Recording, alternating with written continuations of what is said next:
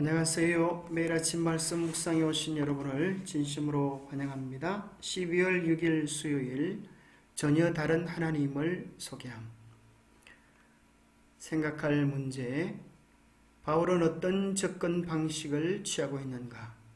이 방식과 하나님은 어떤 차이를 보이시는가? 오늘 우리에게 주는 교훈은 무엇인가? 사도행전 17장 24절부터 나오는 말씀입니다.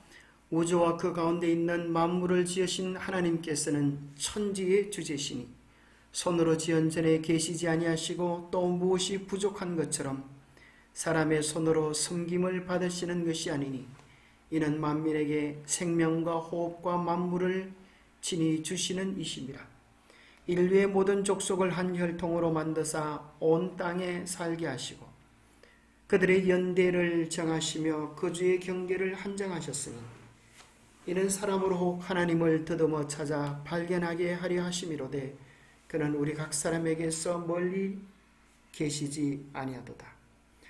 사도 바울은 이방 신과 대조하여 성경의 창조주 하나님을 구체적으로 소개해 주고 있습니다. 그 하나님의 특성 가운데 하나님은 만민에게 생명과 호흡과 만물을 친히 주시는 분이시고 인류의 모든 족속을 한 혈통으로 만드셨다고 이야기합니다. 인류의 모든 족속들은 한 혈통 아담과 하와에게서 나왔습니다. 전 세계의 모든 인류가 한 부모 밑에서 왔다고 하는 사실입니다. 그리고 그 아담을 창조하신 분이 하나님이십니다. 그 구체적인 증거가 80억의 똑같이 존재하는 공통 분모인 혈액형을 통하여 확인되었습니다. 이 세상에 존재하는 모든 사람은 네 가지 혈액형 중에 한 가지입니다.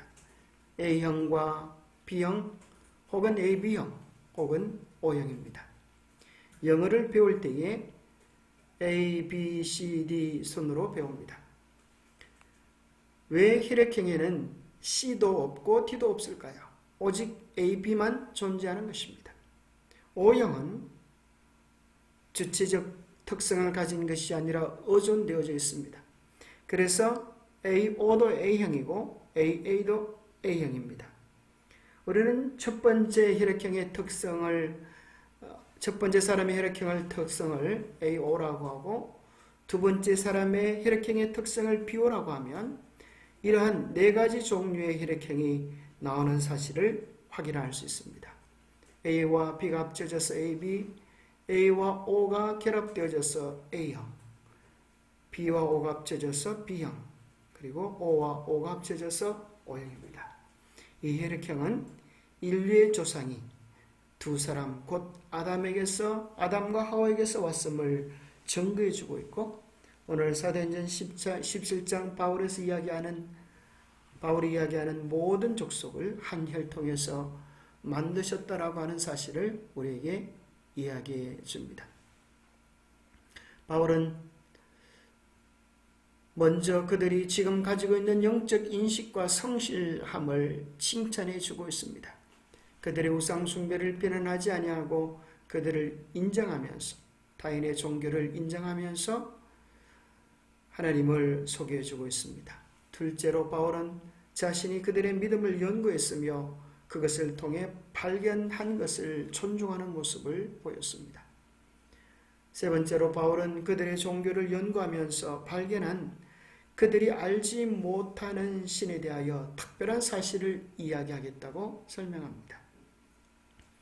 그러면서 그는 네 번째로 그들에게 절실히 필요한 하나님의 모습, 즉 존재하시며 그들을 사랑하시며 멀리 계시지 않는 하나님의 모습을 나누었습니다.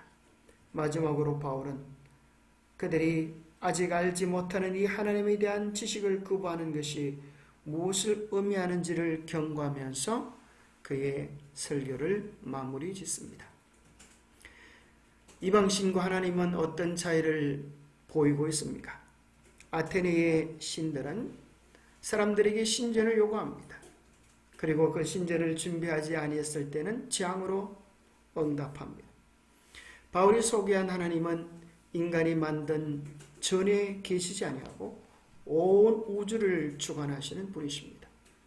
아테네의 신들은 섬김을 요구하며 인간에게 빼앗는 신이지만 바울이 소개한 하나님은 인간에게 생명과 호흡과 만물을 친히 주시는 분이십니다. 참으로 극명한 대조를 이루고 있는 것은 아테네의 신들의 인간적 욕망의 모습, 때로는 인간보다도 더 잔혹하고 인간보다도 더 탐욕적인 모습을 보여주고 있지만 바울이 소개한 하나님은 인간의 최고의 절정, 가장 아름다운 도덕성을 보여주고 있습니다. 사람과 섬김, 봉사와 공의의 하나님의 성품을 소개합니다.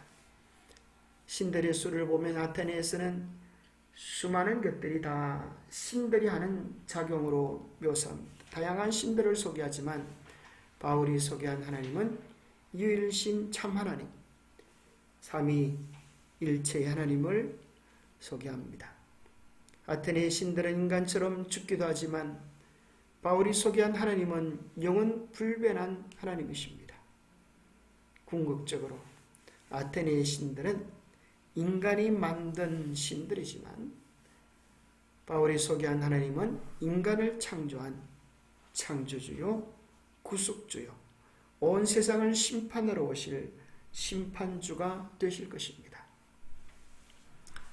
여러분들이 그리스 신화를 보면 신들의 최고의 아버지 제우스를 살펴보면 그가 얼마나 방탕한 바람둥이인지를 보게 됩니다.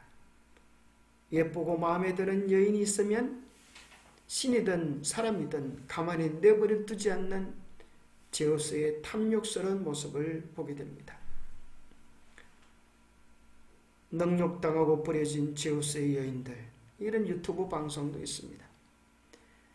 특별히 얼마나 도덕적으로 타락한 신들의 모습을 보여주는가 하면 데메테르라고 하는 제우스의 수많은 여인들이 이름이 있지만 그 가운데 데메테르라고 하는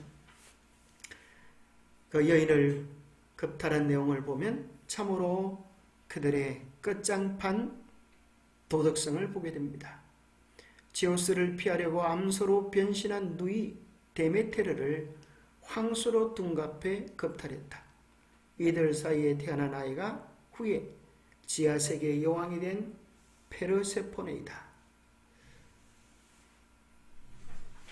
형제 사이, 가족 사이에서 겁탈하는 참으로 형편없는 도덕적 모습을 보여줍니다.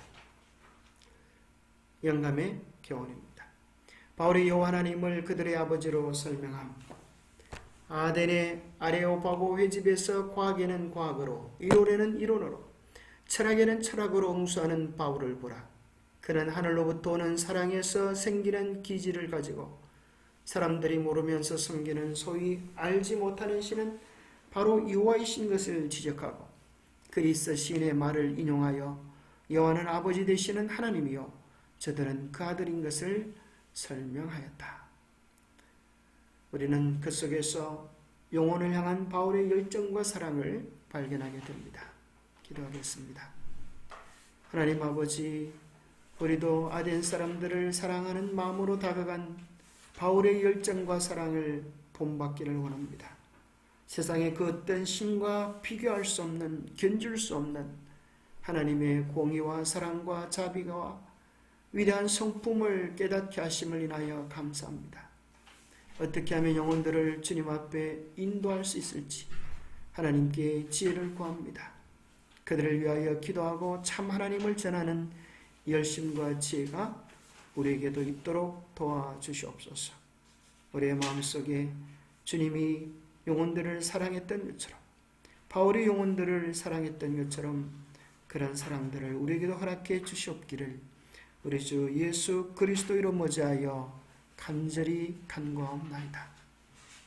오늘도 주님의 사랑을 품고 영혼에 대한 사랑을 품고 사랑 속에서 살아가는 복된 날이 되시기를 축복합니다.